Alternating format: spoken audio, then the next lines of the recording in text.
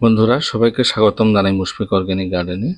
নতুন বন্ধুদের কাছে আবেদন রইল আমার চ্যানেলটিকে সাবস্ক্রাইব করে নেওয়ার জন্য এবং নোটিফিকেশনের জন্য বেল আইকনটি অবশ্যই প্রেস করে নেবেন। বন্ধুরা, আমার ভিডিওটি যদি ভালো লাগে একটা লাইক দিবেন, বন্ধুদের সাথে শেয়ার করবেন এবং কমেন্টসের মাধ্যমে আমাকে জানাবেন। তো দেখতে পাচ্ছেন এই আমার বেগুন গাছটি মাটিতে রোপণ করা আছে। এই গাছের মধ্যে মোজাইক রোগের আক্রমণ হয়েছে।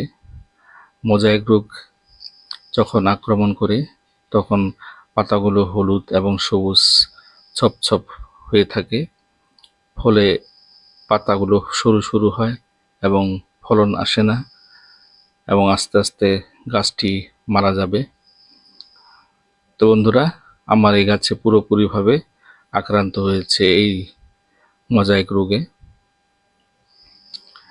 তো এই মোজাইক রোগের বাহক হলো সাদামাছি এবং জাপ পোকা। এই সাদামাছি আর জাপ পোকা গাছের মধ্যে এক প্রকার ছত্রাক ছড়ায়, ফলে আস্তে আস্তে সেই গাছটিতে এই মোজাইক রোগের ছড়িয়ে যায়। তো বন্ধুরা, আমাদেরকে চেষ্টা নিতে হবে যাতে করে চাপ পোকা এবং সাদামাছি গাছে চাপতে না পারে। তার জন্য আমাদেরকে সবসময় কীটনাশক ব্যবহার করতে হবে। নিম তেল বা যে কোনো ইমিডাক্লোরোপিড বা সাইপারমেথ্রিন গ্রুপের কীটনাশক ব্যবহার করলে সেই সমস্ত জাপ পোকা এবং সাদামাছি গাছে চাপতে পারবে না।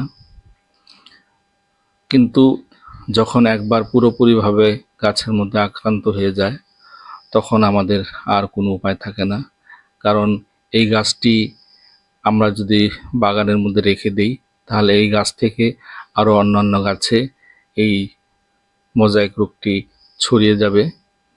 তো সেই জন্য আমাদেরকে এই গাছটি বাগানে রাখতে নাই, আমরা একে তুলিয়ে পুড়ে ফেলতে হবে, না হলে মাটির নিচে পুঁতে রাখতে হবে। কারণ এই পুরোপুরি আক্রান্ত হলে আমাদেরকে আর চিকিৎসা করে লাভ নেই, কারণ এই গাছটিকে আর বাঁচানো যাবে না। এভাবেই সরু সরু পাতা এবং হলুদ এবং সবুজ ছপ পাতা হয়ে থাকবে, আর কোনো ফলন পাবেন না। তো সেই জন্য আমাদেরকে এই গাছটিকে উঠিয়ে ফেলতে হবে। তো বন্ধুরা, আমি বাগানে এই গাছটি আর রাখবো না, আমিও উঠিয়ে ফেলবো, কারণ এই গাছ থেকে আর অন্যান্য গাছে আক্রমণ হতে পারে।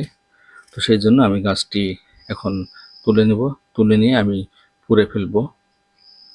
তো বন্ধুরা, এভাবে আপনারাও যদি বেশি আক্রান্ত হয়ে যায় তাহলে আপনাদের গাছ বাগানে রাখবেন না, কারণ মোজাইক রোগ একটি খুব মারাত্মক রোগ। দেখতে পাচ্ছেন আমি গাছটি উঠিয়ে ফেললাম।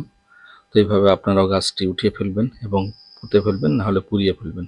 সবাইকে ধন্যবাদ।